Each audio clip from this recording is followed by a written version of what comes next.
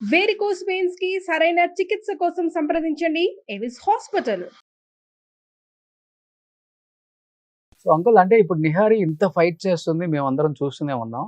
But అంటే ఈ incident జరిగిన తర్వాత తనలో ఒక ఫైర్ వచ్చో లేకపోతే సమాజం ఏదో ఒకటి మాట్లాడుతుంది. ఆ మాట్లాడే లోపు నేనేంటో ప్రూవ్ చేసుకోవాలని తనలో ఎక్కడో ఒకటి స్టార్ట్ అయిపోయి ఈ రోజు ఈ స్థాయికొచ్చారు. ఇలా ఉన్నప్పటికి కూడా బట్ చిన్నప్పుడు నిహారి ఎలా ఉండేవాళ్ళు అసలకి? ఈ సిట్యుయేషన్ ఇదంతా జరగకముందు ఇన్సిడెంట్ అంతా?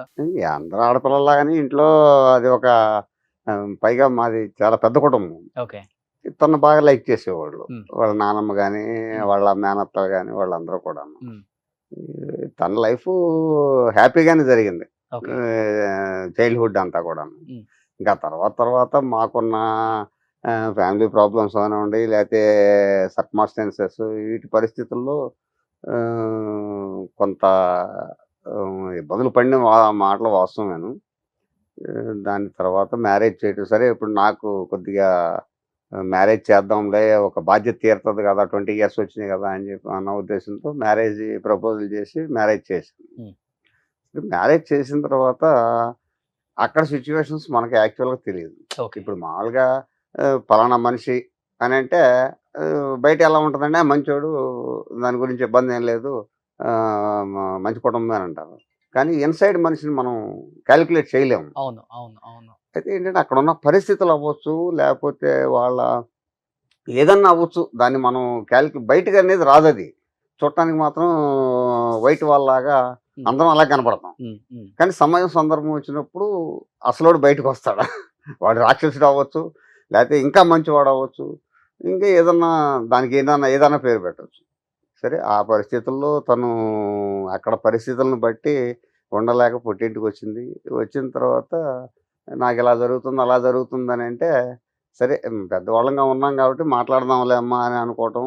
తర్వాత మరి ఇప్పుడంతా కూడా ఫోన్ టెక్నాలజీ అంతా వచ్చేసింది గదా! మరి ఫోన్‌లో వాళ్ళేమన్నా మాట్లాడుకున్నారో, కిసులాడుకున్నారో ఏం తెలీదు.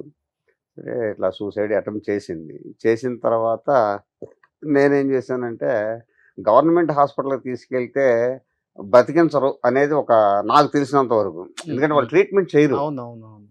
ఎందుకంటే వాళ్ళ దగ్గర సరైన ఎక్విప్‌మెంట్ ఉందా లేదా అనేది మనకు తెలీదు. మనం రూ. 10 పెట్టి టాబ్లెట్ కొనుక్కురావడమో, లేకపోతే వాళ్ళు చెప్పిన ఇంజెక్షన్ తీసుకురావడానికో అక్కడ అవైలబిలిటీ ఉండదు. ఇప్పుడున్న పరిస్థితుల్లో ఇంకా కొద్దిగా టెక్నాలజీ పెరిగి మీలాంటి వాళ్ళు షూట్ చేసి ఇక్కడ అది లేదు, ఇక్కడ ఈ అవసరం లేదు, లేతే అక్కడ బాగుండలేదని కొద్దిగా ఫోకస్ అయిన తర్వాత సిస్టమ్ మారింది. ఇటువరకు మరీ సాంతం 15 ఏళ్ల క్రితం అంటే హాస్పిటల్స్ అన్నీ ఎంత మురిగ్గా ఉండాలో, ఎలా ఉండాలో అలా ఉండేయి. అవును. అందుకని నేను చేశానంటే ఏమైనా సరే బతికించాలన్న ఉద్దేశంతో ప్రైవేట్ హాస్పిటల్‌కి ఒక తీసుకెళ్ళాను. తండ్రిగా కూతురు మీద చాలా మరి ప్రేమ ఉంటుంది గదా! ఇంకా. అది తప్పదు కదా! ఆ! నేచురల్. హ్మ్. దాన్ని బట్టి ప్రైవేట్ హాస్పిటల్‌కి తీసుకెళ్తే, వాళ్ళు కూడా ఇంకా ట్రీట్మెంట్ మొదలుపెట్టిన తర్వాత ఏవండీ 40,000 అయినియి, 30,000 అయినియి, లేతే 5,000 అయినియి, 10,000 అయినియి అనంటే తీసుకొచ్చి పెట్టడమే సరిపోతుంది. ఒక రోజున ఒక వారం రోజులు పోయిన తర్వాత మా ఫ్రెండ్ వాళ్ళ అబ్బాయి డీఎం డాక్టర్. ఆయనొచ్చి చూసి బయటకొచ్చి నా దగ్గర ఏమి అనలేక ఇంటికెళ్ళిపోయి వాళ్ళ ఫాదర్‌తో చెప్పాడంట. నాన్న అంకుల్ విపరీతంగా ఖర్చు పెట్టేస్తున్నాడు. ఖర్చు పెట్టిన తర్వాత బయటకొస్తది బతికి. తర్వాత ఏం చేసుకుంటాడు ఆ అమ్మాయిని. కాసి ఖర్చు తగ్గించమని చెప్పండి అని కూడా డైరెక్ట్‌గా చెప్పాడంట. నాతో చెప్పలే. ఆయన నాకు ఫోన్ చేసాడు. చేసి ఏంటి పిల్లాడు గొడవ చేసేస్తున్నాడు. నువ్వు మరి నీ ఆలోచన ఎట్లా ఉందో ఏంటో అని కూడా నన్ను ప్రశ్నించడం జరిగింది. ప్రశ్నించడిగితే ఇప్పుడు చచ్చిపోవాలని ఎవరో కోరుకోరు. చంపేయాలని కోరుకోము. ఏదో ఆర్థికంగా నాకున్న సర్కిల్‌ని బట్టో, లేతే నా పరిస్థితిని బట్టో ఆళ్ళు 10,000 అంటే 10,000, 20,000 అంటే 20,000 మెడిసిన్ అంటున్నారు, అది అంటున్నారు, ఇది అంటున్నారు తీసుకొస్తున్నాను. మరి బ్రతికింది. ఈ బ్రతికిన అమ్మాయిని ఇంటికి తీసుకెళ్ళిన తర్వాత ఏం చేయాలి? దానికి లైఫ్ ఎట్లాగు? ఎవరు రిసీవ్ చేసుకుంటారు? ఈ సమాజం ఏం తీసుకుంటారు? ఎందుకంటే నేను తిరిగిన పరిస్థితులు ఏంటంటే నేను కొద్దిగా పబ్లిక్‌లో బాగా తిరిగిన మనిషిని. రాజకీయంగా కాదు గానీ కొద్దిగా రిలేషన్ ఎక్కువ. Public relation. పేరున్న వ్యక్తి. ఆ! దాని మూలకంగా ఏమవుతుందంటే ఎక్కడికి పోయినా సరే కొద్దిగా చిన్న చూపుగా చూస్తున్నారు నన్ను కూడాను. ఈ చిన్న చూపు అంటే డైరెక్ట్‌గా చెప్పలేరు. ఎందుకంటే నాకున్న ఫ్యామిలీ బ్యాక్‌గ్రౌండ్‌ని బట్టి మనకు అర్థమైపోయిద్ది గదా! ఆ! సరే వాళ్ళ మనోభావాలను మనం గ్రహించలేనంత హీనస్థితిలో అయితే లేవు. సరే ఏం జరుగుద్దో జరిగిందిలే అని చెప్పి అనుకుంటే 2 ఇయర్స్ గడిచిపోయింది. కొడైకెనాల్‌లో ప్లాస్టిక్ సర్జరీ చేస్తున్నారు. జర్మనీ డాక్టర్లు వచ్చాయని చెప్పేసి ఒక టీవీ యాడ్ చూశాను. గబగబా అదంతా మనకి రాని భాష కదా! కొడైకెనాల్ అంటే తమిళ్ ఇదంతాను. మా కజిన్ ఒకడిని ధైర్యం కోసం వెంబడ పెట్టుకొని డబ్బులేసుకొని బయలుదేరి వెళ్ళిపోయా. అక్కడికెళ్ళిపోతే అక్కడ ఫోటోలు చూసి, అక్కడ మనుషులను చూస్తే నాకే భయమేసింది. చాలా భయంకరమైన మనుషులున్నారు. మా అమ్మాయి ఆ లెక్కన పర్లేదనిపించింది. అబ్బా! కొన్ని ఫోటోలు చూస్తే నేను చాలా ఆశ్చర్యపోయాను. సరే జుట్టు లేదు, కళ్ళు కాలిపోయి, మొత్తం ఫేస్ కాలిపోయి, ఆళ్ళని చూస్తానికి కూడా మనం చూడలేం పరిస్థితి. అలాంటి పరిస్థితి ఫోటోలు గాని అక్కడ ఉన్న వాళ్ళని చూసా. చూసిన తర్వాత అక్కడ ఉండగానే విజయవాడ నుంచి మా అన్నయ్య ఫోన్ చేసాడు. "అరే ఇక్కడ విజయవాడలో ఏదో ప్లాస్టిక్ సర్జరీస్ వస్తున్నారంట జర్మనీ నుంచి. ఒకసారి ఇక్కడ కన్సల్ట్ అవ్వకపోయారని." 15,000, 12,000, 13,000 ఖర్చు పెట్టి అక్కడ పరిగెత్తాము. ఎమ్మటే తెల్లారిపాటికి ఇక్కడ వచ్చిందని చెప్పి ఇక్కడ పరిగెత్తుకొస్తే ఇక్కడ ఆపరేషన్ చేస్తామండి అంటే తీసుకెళ్ళాం. తీసుకెళ్ళిన తర్వాత ఆపరేషన్ చేశారు. కొంత సక్సెస్ అంటే మనకు తెలీదు ఏ పార్ట్‌కి ఏం చేశారో, లేకపోతే తోలు తీసేశారో, లేకపోతే ఆపరేషన్ కుట్టేశారో, లేకపోతే ఏం చేశారో మనకు తెలీదు కదా! సరే 4, 5 రోజులు అట్టి పెట్టడం, ఇంటికి తీసుకెళ్ళటం. తర్వాత ఆ డాక్టర్సు తను మాట్లాడిన విధానాన్ని బట్టి ఇంప్రెస్ అవ్వనివ్వండి, లేకపోతే మరి అక్కడ ఏం జరిగింది చాలామందికి చేశారు ఆపరేషన్‌లు. కానీ ఎవరు ఆ డాక్టర్లు తనకు రెస్పాన్స్ అయినట్టుగా మిగిలిన వాళ్ళకి ఎవరికీ అవ్వలేదు. అప్పుడు వాళ్ళు డాక్టర్స్ ఫోన్ చేయటం మొదలుపెడుతున్నారు ఇంటికి. ఏవండీ ఎలా ఉందండి? ఏంటండి? అదండి, ఇదండి. డాక్టర్సు అయిపోయింది. ఆపరేషన్ అయిపోయింది. ఇక బతుకుద్దా? బతకదా? మనకెందుకు ఆ పేషెంట్ గురించి అనే కాన్సెప్ట్ తీసుకురాకుండా ఏదో అప్పుడప్పుడు టచ్ చేయటం మొదలుపెట్టారు. అట్లా మేము ఆ డాక్టర్ గారికి కొద్దిగా దగ్గర అవ్వటం మొదలుపెట్టాం. ఎళ్లి చూపించుకురావటం, వాడేదో చెప్పటం, మెడిసిన్స్ ఇవ్వటం, లేకపోతే ఇంకో సిట్టింగ్ అయితే ఇది చేస్తాం, అది చేస్తాం అనేది కొంత అవగాహన వచ్చింది మాకును. ఆ తర్వాత తనకి ఆపరేషన్ చేసిన జర్మనీ డాక్టర్సు ఒక రోజున మీ ఇంటికి వస్తామండి అని కవర్ చేశారు. ఒక 6 నెలల తర్వాత వాళ్ళు మళ్ళీ జర్మనీ నుంచి ఇండియా వచ్చారు. ఓకే. ఇండియా వచ్చిన తర్వాత డైరెక్ట్‌గా పులిగడ్డ మా ఇంటికి వస్తా అన్నారు. మేము ఫారిన్ డాక్టర్లు ఏంటి మన ఇంటికి రావటం ఏంటి? అసలు ఈలోపు ఏం జరుగుతుంది ఏంటి అనేది కూడా అంత బాగా అవగాహన కూడా లేదు మాకు. సరే వచ్చారు వాళ్ళేదో డాక్యుమెంటరీ తీసుకున్నారు అని చెప్పేసి తను చెప్పింది. డాక్యుమెంటరీ తీసుకున్నారన్న తర్వాత సరే జరిగిపోతున్నాయి మనం కంటితో చూస్తా ఉన్నాము. సమాధానం చెప్పేవాళ్ళకి చెప్తున్నాము. ఆ రోజున చాలామంది వచ్చారు. ఫారినర్స్ వస్తున్నారంట వాళ్ళ ఇంటికి డాక్టర్స్ అనేటప్పటికి నా ఫ్రెండ్ సర్కిల్ అని ఆళ్ళని వీళ్ళని చాలామంది వచ్చారు. తర్వాత మాకు తెలిసి ఒక అమ్మాయి అప్పుడు వాళ్ళ డాక్టర్లు ఏం చేశారంటే జర్మనీ ఇన్వైట్ చేశారు పాపని 2012. ఆళ్ళు ఆపరేషన్ చేశారు. తర్వాత 6 నెలలకు ఆళ్ళు వచ్చారు. సంవత్సరం లోపే తనకి జర్మనీ ఇన్విటేషన్ వచ్చింది. ఈలోపు పాస్‌పోర్ట్ ఏర్పాటు చేశా. పాస్‌పోర్ట్ ఏర్పాటు చేసి ఇక్కడే ఫ్లైట్ ఎక్కించాను. వెళ్ళిపోయింది. అక్కడ 38 డేస్ ఎంతో ఉన్నది. తర్వాత ఇండియా వచ్చిన తర్వాత అప్పుడు తను అక్కడ దిగిన ఫోటోలు గానీ ఇవన్నీ కూడా ఒక్కోటి జనంలోకి స్ప్రెడ్ అవుతున్నాయి. ఏంటి కాలిపోయిన అమ్మాయి ఏంటి? జర్మనీ వెళ్ళటం ఏంటి?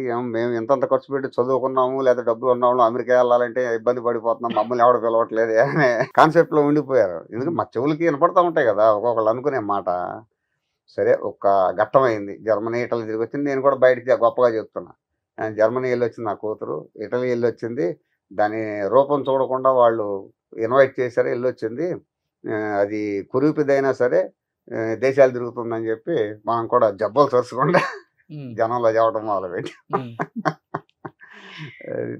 తర్వాత నిదానంగా తను గాడ్ గిఫ్ట్. ఒక రకంగా చెప్పాలంటే మేము సపోర్ట్ లేము.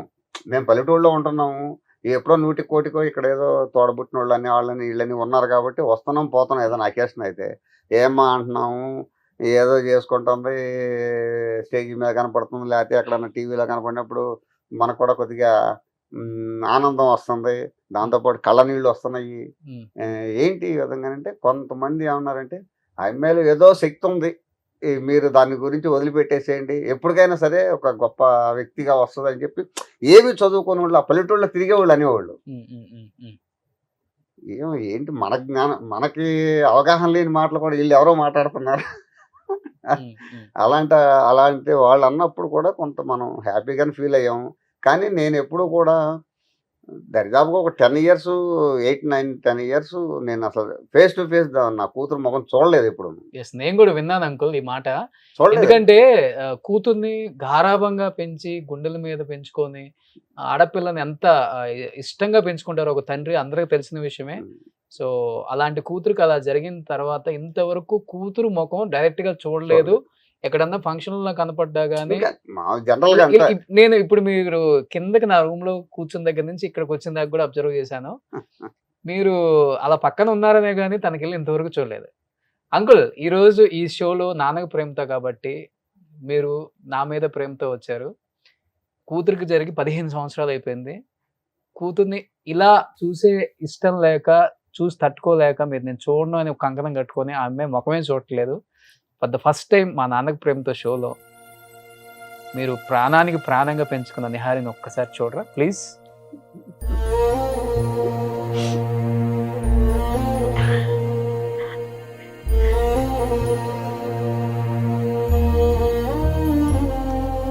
ఇదే దీని మూలకనే నేను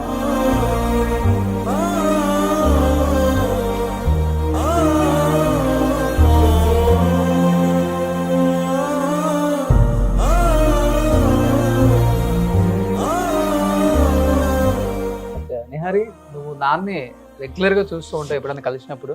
Yeah. చాలా సార్లు ఫీల్ అయి ఉంటావు కదా, నాన్న కళ్ళల్లో కళ్ళు పెట్టి నన్ను చూడట్లేదు అని. ఎన్నిసార్లు బాధపడి ఉంటావు? 100%. ఆ? నేను ఆడపిల్లని, నేను ఒక కూతుర్ని. నాకు బాధ వచ్చినప్పుడు మా నాన్న దగ్గరకు తీసుకోవాలి, కళ్ళంట నీళ్లు తుడవాలి, నేను ఉన్నానన్న ధైర్యం చెప్పాలి అని ఎప్పుడూ అనుకుంటాను. కానీ నేను వాళ్ళని తప్పు పట్టను. అల్లారు ముద్దుగా పెంచుకున్న కూతురు ఇలా అయిపోయింది అంటే అది ఎవరు డైజెస్ట్ చేసుకోలేదు. సో వాళ్ళు అదే సిచ్యువేషన్లో ఉన్నారనుకుంటా. సో ఏదున్నా నాలో నేను బాధపడతాను తప్ప, ఏదైనా కోపం వస్తే ఒక మాట మాట్లాడతాను తప్ప నేను వాళ్ళని ఎప్పుడు ఇబ్బంది పెట్టాను. ఈరోజుకి అనుకుంటాను, అలా నా భుజం మీద చెయ్యేసి నేను ఉన్నానని ఒక్క ధైర్యం, ఒక్క మాట చెప్తే బాగుంటుంది కదా అంటే ఈరోజు చెప్తారు నాన్న. కానీ ఆయన బ్లెస్సింగ్స్ ఎప్పుడూ ఉంటాయి. కానీ మా ఇద్దరికి ఆ ఫిజికల్ బాండింగ్ అన్నది ఉండదు అనమాట. అదొక్కటే జరిగిన దగ్గర ఇది నుంచి జరిగినప్పటి నుంచి. నాన్న ఎప్పుడు మిమ్మల్ని పట్టుకోలేదా? ఎప్పుడైనా నేనే అలా పట్టుకుంటా ఉంటే ఆయన కొంచెం ఇబ్బంది పడుతూ ఉంటారు. ఆయనకు ఒక ఎమోషనల్ గా ఆయన డిస్టర్బ్ అవుతూ ఉంటారు. అంటే ఈ 15 సంవత్సరాల నుంచి పాపకు ఒక్క హగ్గు కూడా ఇవ్వలేదు. అమెరికా వెళ్తుంటే ఎయిర్పోర్ట్ లో ఒకే ఒక్కసారి ఇచ్చారు. ఓకే, ఒకసారి మిమ్మల్ని ఒక్కసారి అలా చూసి ఆయన మళ్ళీ వెంటనే తిప్పేసుకున్నారు. అంతే. ఆయన కంట్రోల్ చేసుకోలేకపోతున్నారు. జరిగి 15 సంవత్సరాలు అవుతుంది. అవును. కానీ ఇప్పటికీ నిన్నో మొన్నో జరిగినట్టుగానే ఆయన ఊహించుకున్నారు. అలానే ఆయన మాట్లాడుతున్నారు. ఆయన మాటలు చూస్తుంటేనే అర్థమవుతుంది. అవును. నిజంగా గ్రేట్ ఫాదర్ అంకుల్ మీరు. థ్యాంక్ ఇన్ని సంవత్సరాల నుంచి ఒక ఆడబిడ్డని వెంట పెట్టుకొని కంటికి రెప్పలాగా చుట్టుపక్కల అందరిని పెట్టి తను ఎప్పుడైనా కానీ ఒక స్థానానికి వస్తుందని చెప్పేసి గుర్తించి తనని ఇండిపెండెంట్గా వదిలేశారు. చూడండి, గ్రేట్. అది ఏం చెప్తావు దానికి నిహారి? ప్రేమ అంతే. ఆయన మీద ఆయనకున్న నమ్మకం, మేబీ ఆయనకి ఈ జీవితాన్ని ప్రసాదించిన వాళ్ళ నాన్నగారి పోలిక. మా తాతగారు ఫ్రీడమ్ ఫైటర్. నేను ఎన్నిసార్లు అయినా సరే నేను చాలా గర్వంగా చెప్పుకుంటాను మా తాతగారి గురించి. తాతగారు ఫ్రీడమ్ ఫైటర్. మేబీ నాన్నకు రాకపోయినా ఆ ఫైటింగ్ నేచర్ నాకు వచ్చింది అనుకుంటాను నేను. అంతే.